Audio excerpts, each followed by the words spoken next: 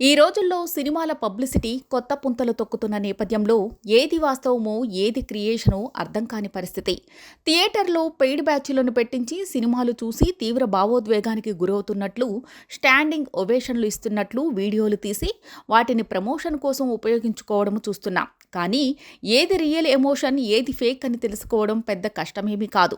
ఇప్పుడు చావా అనే సినిమాకు వస్తున్న స్పందనలో మాత్రం రవ్వంత కూడా అతిశయోక్తి లేదన్నది ఆ సినిమా చూసిన వారు చెబుతున్న మాట. గత 4-5 రోజులుగా సోషల్ మీడియాలో చావా థియేటర్లో ప్రేక్షకుల భావోద్వేగానికి సంబంధించిన వీడియోలు వైరల్ అవుతున్నాయి. ఎంతో మంది కన్నీళ్లు పెట్టించుకుంటున్నారు, గట్టిగా నినాదాలు చేస్తున్నారు. ఇలాంటి వేళ వీడియోలు సోషల్ మీడియాలో దర్శనమిస్తున్నాయి. అయితే లెజెండరీ కింగ్ ఛత్రపతి శివాజీ పేరెత్తితే చాలు మరాఠీలు తీవ్ర భావోద్వేగానికి గురవుతున్నారన్న విషయం కొత్తగా చెప్పాల్సిన పని లేదు. నిజానికి శివాజీ గురించి పుస్తకాల్లో చదివినప్పుడు ప్రాంతం, భాష భేదం లేకుండా ఆయన పట్ల ఆరాధన భావం కలుగుతుంది. అలాంటిది మరాఠీలు శివాజీ, ఆయన వారసుల గురించి గర్వపడడం, ఉద్వేగానికి గురి కావడంతో ఆశ్చర్యమేమీ లేదు. శివాజీ గురించి చాలా రచనలు, సినిమాలు ఉన్నాయి. కానీ ఆయన తనయుడు శంభాజీ కూడా అంతే గొప్పవాడని చరిత్రకారులు చెబుతారు.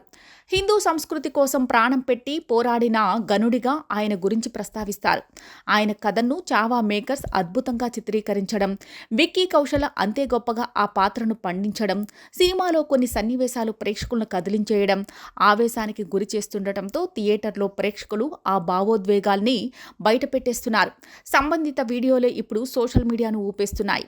ఈ వీడియోలో సినిమాకు మంచి ప్రమోషనల్ మెటీరియల్గా మారుతూ మరికొంతమంది సినిమా చూసేలా చేస్తున్నాయి. ఇంతకుముందు కశ్మీర్ ఫైల్స్ కూడా ఇలాగే చాలా మందిని థియేటర్లకు తీసుకొచ్చింది.